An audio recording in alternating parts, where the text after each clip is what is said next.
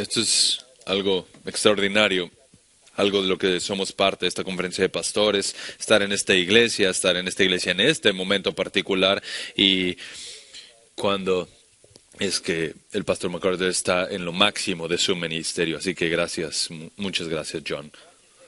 Por favor, tomen sus Biblias y vayan a Segunda de Timoteo capítulo 4. Y el pasaje que se me ha sido asignado es lo que hablaría como el texto significativo de la predicación expositiva. Si sabes lo que es predicar la palabra de Dios, este es un texto acerca del cual sin duda estarás familiarizado. Pero nos servirá bastante bien ser recordados otra vez qué es lo que está contenido en estos versículos. Déjame comenzar leyendo este pasaje para que lo tengas en tus ojos, en tu corazón y conforme caminamos juntos en este texto maravilloso. Segunda de Timoteo capítulo 4, comenzando en el versículo 1. El apóstol Pablo escribe: Te encargo solemnemente, en la presencia de Dios y de Cristo Jesús, que ha de juzgar a los vivos y a los muertos, por su manifestación y por su reino. Predica la palabra.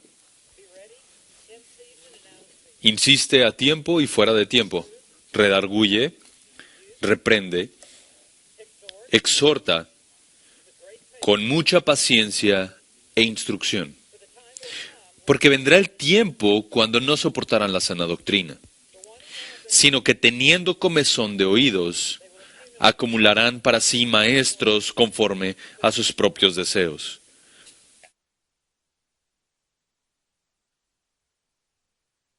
Y apartarán sus oídos de la verdad y se volverán a mitos. Pero tú, sé sobrio en todas las cosas. Sufre penalidades. Haz el trabajo de un evangelista. Cumple tu ministerio. El año es el 67 después de Cristo y el apóstol Pablo ha llegado al final de su vida. Por 30 años ha predicado la palabra de Dios. Pero ahora no habrán más sermones. Se encuentra aprisionado en Roma, en un hoyo en el piso, en una prisión. Está contenido como un animal enjaulado. Y está a pocas semanas, si no es que días, de que su cabeza sea decapitada en las afueras de Roma. Estas son las últimas palabras que vienen de la boca del apóstol Pablo. Podríamos argumentar el mejor predicador, el mejor cristiano que ha estado sobre la tierra, por supuesto, fuera del Señor Jesucristo. Esta es su última comunicación con el mundo de afuera. Este es el último capítulo de la última carta que escribirá. No hay tiempo para palabras de relleno, no hay tiempo para referirse a cuestiones secundarias. Este es un momento en el cual hablar de lo que es primario y no lo secundario. Aquí hay que hablar de aquello que es realmente importante. Las últimas palabras deben de ser palabras permanentes y debemos de tener lo principal como lo principal, porque eso es lo principal. Y lo que Pablo le dice a Timoteo, esto es lo principal, que Timoteo debe de predicar la palabra. Por 3 décadas, Pablo no se ha avergonzado de predicar la palabra de Dios y le ha costado mucho desde el inicio. Predicó en Damasco y se quisieron deshacer de él. Predicó en Jerusalén e intentaron matarlo. Predicó en Listra y lo apedrearon. Y lo sacaron de la ciudad y lo dejaron como muerto. Y se recuperó en la conciencia y regresó a Listra y volvió a predicar. A donde sea que fue Pablo, no estaba avergonzado del Evangelio, de la palabra de Dios, de predicarla Y a donde sea que fue, pudo haber llegado directamente a la cárcel, porque eso es en donde iba a terminar. Conforme Pablo escribe estas últimas palabras, la batuta, el relevo de la predicación del Evangelio está pasando de una generación a otra, de un padre espiritual a un hijo espiritual, Timoteo. Y también para todo joven Timoteo que está aquí en medio de nosotros, y todo Timoteo anciano que está aquí en medio de nosotros. Y pasar esta batuta, este relevo, cuando lo pasas, nada debe de cambiar. La misión permanece igual, el mensaje permanece igual, y el método permanece igual. Lo único que cambia es el mensajero. Pablo no ha estado avergonzado de predicar y por tanto Timoteo debe de ser igual. Y quiero que sepas que este relevo del Evangelio que va pasando de Pablo a Timoteo ahora ha sido pasado a lo largo de los siglos a ti y a mí. Fue pasado de Pablo a Timoteo, a Atanasio, a Agustín, a Wycliffe y a Huss, a Lutero, a Calvino, a Ridley, a Gladimore, a Owen y a Edwards y a Whitefield, a Spurgeon y Ryle, a Lloyd Jones y Sproul.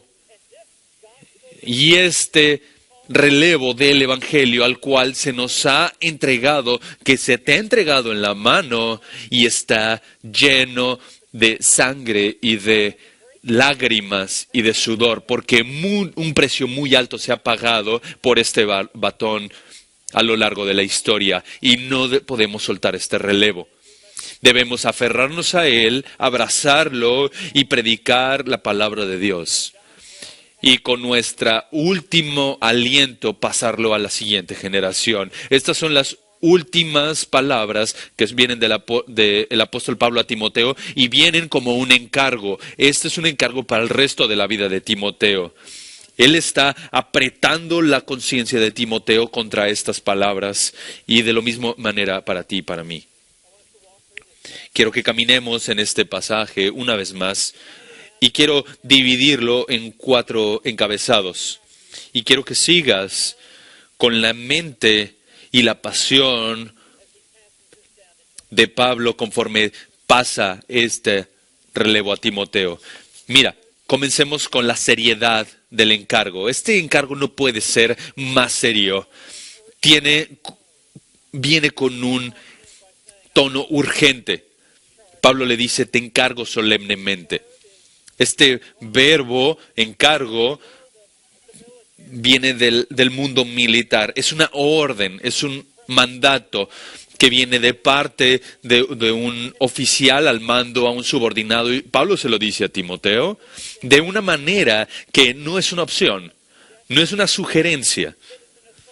Le está dando un imperativo, un mandato acerca del cual Timoteo tiene ahora un encargo y hay una seriedad que le agrega porque él habla acerca de la presencia de Dios y de Cristo Jesús.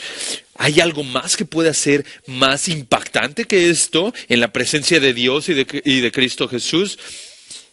Este encargo ha venido de parte de Dios y de Cristo Jesús a través de Pablo hacia Timoteo y entonces viene de parte de una autoridad divina, porque también viene de una autoridad apostólica, porque es como si Dios está viendo, Cristo mismo está observando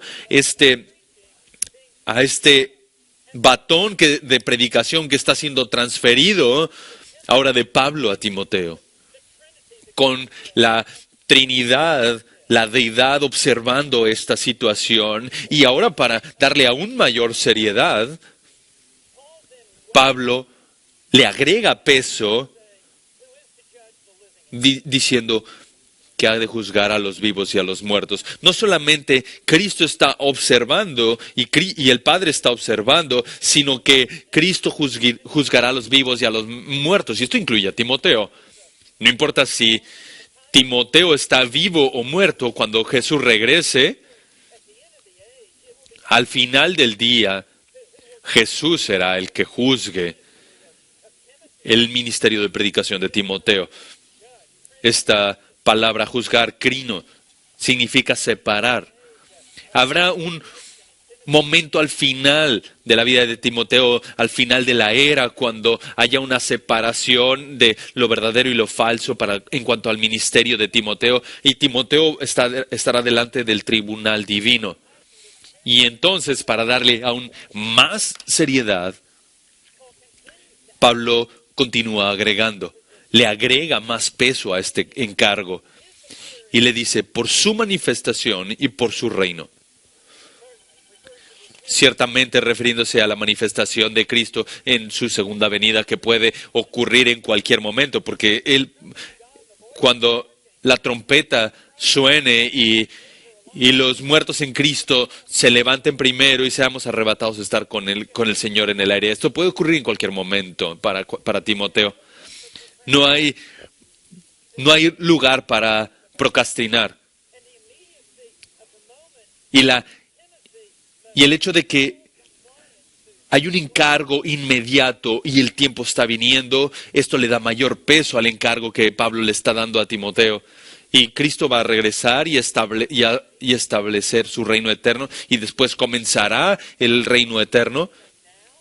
Entonces lo que Pablo le dice a Timoteo que debe de hacer, eso no puede comenzar después. Este versículo 1 le pone seriedad a este encargo, y cada predicador que ha sido efectivamente utilizado por Dios siente este peso sobre sus hombros. Hay un sentido de gravitas que cada predicador debe enfrentarse y sentir, porque cada vez que predica tiene una responsabilidad delante de Dios y delante de Cristo, a quien le entregará cuenta. Santiago 3, versículo 1. Dice, hermanos míos, no os hagáis maestros muchos de vosotros, sabiendo que recibiremos un juicio más severo. Y al que mucho se le da, mucho se le demandaré. Y aquellos que han sido llamados por Dios en el ministerio de la predicación de la palabra de Dios, habrá un juicio más severo al final del día, en el día final. Porque seremos responsables delante de Dios mucho más que otros. Mismo estándar, pero una responsabilidad más severa, un juicio más severo, porque lo que hacemos afecta a tantas vidas, porque cuando el pastor es atacado, las ovejas se dispersan, y lo que tú y yo hacemos afectan a tanta gente en el nivel más alto en cuanto a su vida y a su alma delante de Dios. Segunda de Corintios, Pablo dice que todos debemos comparecer delante del tribunal de Cristo. Y hay un énfasis en que todos vamos a comparecer, no hay duda alguna, delante del juicio de Cristo. De forma que cada uno será recompensado dependiendo de lo que haya hecho, ya sea bueno o malo. Entiende esto, somos salvados por gracia, pero seremos juzgados por obras. Y en el último día, los predicadores de la palabra de Dios serán juzgados. Cada sermón será auditado, cada doctrina será inspeccionada, cada interpretación será revisada, cada enseñanza será examinada. Y Jesús dijo en Mateo 12:36, y yo os digo que toda palabra vana que hablen los hombres darán cuenta de ella en el día del juicio. En un argumento de lo menor a lo mayor, ¿cuánto más nosotros daremos una cuenta a Cristo por las palabras que salen de nuestra boca? Primera de Corintios 13:12. Porque cualquier hombre que construye, cada hombre, refiriéndose al ministerio, cada obra será expuesta delante de Dios al final del día, porque será manifestada por fuego, y el fuego probará la calidad de la obra, no la cantidad, sino la calidad. Prefiero tener una mano llena de oro, plata y piedras preciosas que una casa completa de madera, heno y paja. Y Él probará la calidad de nuestra predicación, de nuestra doctrina, de nuestra exhortación al nivel más alto. Y lo que esto significa para cada uno de nosotros, iniciando conmigo, es que debemos de ser hombres que temen al Señor. Debemos de temer pararnos con la palabra de Dios y predicar la palabra de Dios. Y debemos de buscar la aprobación de Dios, no el aplauso del hombre. Debemos de buscar los améns que vengan del cielo, no el aplauso de la audiencia. Así que esto es el número 1, la seriedad de este encargo. Y en segundo, veamos la sustancia del encargo. Comenzando en el versículo 2. Y vamos al versículo... Hay 4 versículos sucesivos que son imperativos, que parecen un fuego rápido. Y el primero de estos 9 imperativos es como lo que abraza a todos los imperativos que vienen más adelante, y es la palabra predica. Predica la palabra, y todo lo demás que viene en consecuencia nos explica cómo es que debes de predicar la palabra. Y a Dios le importa cómo tú predicas la palabra, porque no solamente le importa qué dices, sino cómo lo dices. Y comienza con este verbo que es la sustancia de este encargo. Él dice, predica la palabra. No chatea con la palabra. No comparte la palabra. No platica de la palabra. Él dice, predica la palabra. Y para predicar la palabra hay un sentido en el cual hay elementos de fervor, intensidad y urgencia y autoridad que están conectados con esta realidad de predicar, queruso, que es obtenida de la cultura romana de aquel día, en donde Roma estaba aprisionando a Pablo, y Roma tenía heraldos. Y cuando había un decreto imperial, venían todos estos heraldos y venían al palacio, y entonces se les decía aquello que debían de proclamar en el resto del imperio. Y entonces irían de ciudad en ciudad y estarían a lo que sería la plaza de la ciudad, juntarían a la gente. Y entonces deberían de levantar su voz y dirían algo así: escuchen en este día, Roma ha ganado una gran victoria. O César tiene un hijo, hay un heredero al trono. No entraban en negociaciones con la gente, ni siquiera le podían agregar nada al mensaje, no tenían permitido quedarse en ninguna parte del mensaje, y una vez que el mensaje era entregado, y era entregado en el tono y en la forma que reflejaba la autoridad del propio César, entonces reportarían de vuelta a Roma y regresaría el heraldo y le entregarían una cuenta al César de la fidelidad con la cual habían entregado el mensaje que se les había dado la responsabilidad de proclamar. Y eran puestos a muerte si ellos lidiaban de alguna forma con el mensaje del cual ellos eran responsables. Este es el sentido de la palabra queruso, es la responsabilidad de un heraldo, la de proclamar con voz alta el mensaje que les ha sido entregado por su maestro. Y en el Diccionario Teológico del Nuevo Testamento, Gustav Frederick ha escrito un artículo que para la palabra heraldo. Y este es un multivolumen este diccionario multivolumen, obra completa acerca del Nuevo Testamento. Y dice que el heraldo debía entregar un reporte, porque ni siquiera provenía de ellos. Detrás del heraldo hay una autoridad mayor. El heraldo no expresa únicamente sus ideas, sino el heraldo proclama con la autoridad del maestro. El heraldo no actuaba de su propia iniciativa, sino que hablaba con la instrucción precisa que venía de su maestro.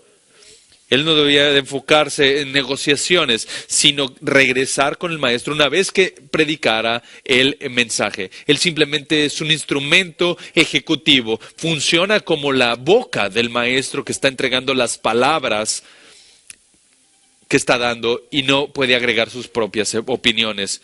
Debe de aferrarse a las órdenes y las palabras del maestro. Cierro la cita. Eso es exactamente lo que Pablo le está diciendo a Timoteo. Tú eres un instrumento en las manos de Dios y se te ha encomendado este mensaje del cielo, y debes de predicarlo exactamente como se te ha dado. Y no puedes desviarte de este mensaje ni a la izquierda ni a la derecha. Esto no es nada nuevo. Si tomas este libro, la Biblia, y lo lees de tapa a tapa, una de las líneas que encuentras a lo largo de toda la Escritura es el hecho de que Dios ha enviado hombre tras hombre tras hombre a predicar el mensaje que ha sido dado del cielo. Todo el Antiguo Testamento nos enseña que vienen olas y olas de profetas que decían, así dice el Señor. Y entonces el Nuevo Testamento envía predicadores. De hecho, el Mesías es precedido por una voz en el desierto que proclama ahí mismo.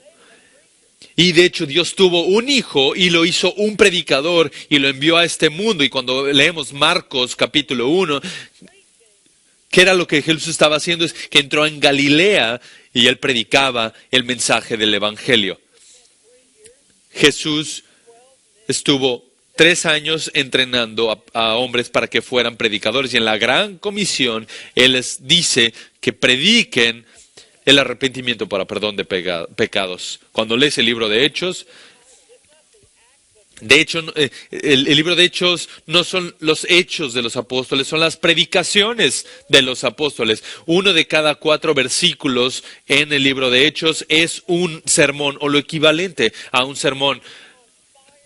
La primera iglesia estaba en fuego porque esta predicación estaba en fuego con la predicación de los apóstoles. El libro de Hebreos es un sermón evangelista, es una palabra de exhortación, es un sermón que fue entregado. Sería imposible leer toda la Escritura y no darnos cuenta que el medio principal por el cual Dios entrega su mensaje es mediante la predicación. Pablo le dice a Timoteo que predique. Es el medio primario de gracia. Y le dice, predica la palabra. ¿Entendemos qué significa la palabra? Ya se dijo en el capítulo 3, versículo 16, toda la Escritura es inspirada por Dios. Escritura, grafe, se refiere a la palabra escrita, no sentimientos, no impulsos, no sueños, sino lo que está escrito. Y en el capítulo 3, versículo 15, se habla de las sagradas escrituras. En el capítulo 2, versículo 15, es la palabra de verdad. Y en el capítulo 2, versículo 9, es la palabra de Dios. En el capítulo 2, versículo 5, son las reglas por las cuales debe de competir un atleta. Capítulo 1, versículo 3 es la norma de las sanas palabras, una y otra vez. Es completamente asegurado que la palabra de Dios tiene el mensaje que debemos de entregar. Realmente el predicador no tiene nada que decir fuera de la palabra de Dios. porque entiende que cuando la Biblia habla, Dios habla, y este es el medio por el cual Dios le habla a su iglesia. Y es el medio por el cual Dios habla a este mundo. Y es el mundo, y este es el encargo que está aquí ahora a tus pies. Porque si tú has sido llamado de parte de Dios, por favor, ponte de pie como un hombre, habla con autoridad, y el fervor y la urgencia dentro de ti se sienta conforme eres un heraldo de este mensaje. Ahora quiero que veas los específicos de este encargo. Ahora lo que sigue son 8 imperativos. Estos 8 imperativos definen cómo debes predicar. No está entregado a ninguno de nosotros para reinventar la predicación. No podemos acercarnos con nuestro propio enfoque a la predicación. Se nos ha entregado en estos versículos y por supuesto que el resto de la Escritura tiene más que decir. Este sería el principio regulador de la predicación, porque la palabra de Dios debe de regular la forma en la que predicamos, la propia palabra de Dios. Y con estos 8 imperativos, vemos que esto no es una opción múltiple, donde podemos escoger 3 de los 8. Que más o menos se acomodan a cómo predicamos. No, estos son 8 eslabones de una sola cadena, que si se rompe uno solo de ellos, todo el concepto de predicación se rompe. Estos son como 8 patas de una sola mesa que sostienen toda la parte de arriba. Y si quitas uno, se cae toda la mesa. Quiero decirlo de nuevo, no solamente le importa a Dios lo que dices, sino cómo lo dices. Así que veamos estos. El primero es, insiste. Insiste a tiempo y fuera de tiempo. Insiste nuevamente, es un término militar que nos muestra a un soldado que está listo para la batalla. En cualquier momento está listo para la batalla. La espada siempre está lista para ser sacada. Y lo que Pablo le está diciendo a Timoteo, tú siempre debes de estar listo para la predicación. No puedes ser un guerrero débil. Este debe de ser tu estilo de vida. Debe de englobar todo tu ministerio. Siempre debes estar listo para predicar la palabra de Dios. Tanto que dice a tiempo y fuera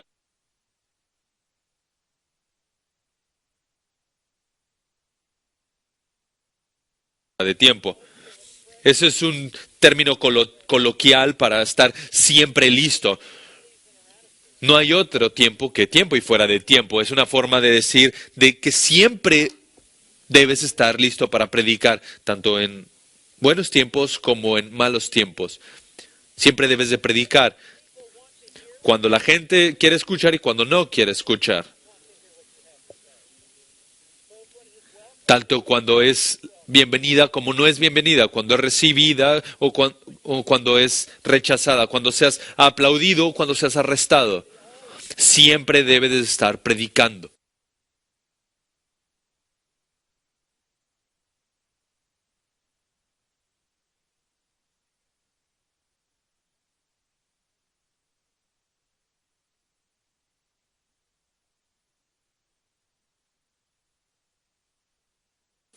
La palabra.